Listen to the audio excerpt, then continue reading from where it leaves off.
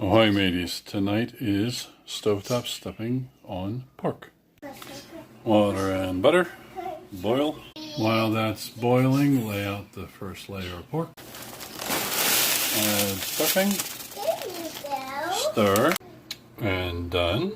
Spread out to cover the pork. Add more pork. Seal with foil. Oven is preheating to 400. Preheat is ready. Let's throw it in.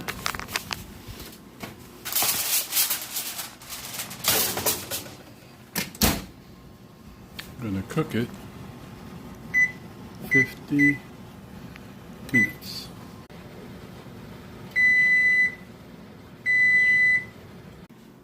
And this is what we got. Let's plate it up. So, thin sliced pork chops with savory blend stovetop stuffing.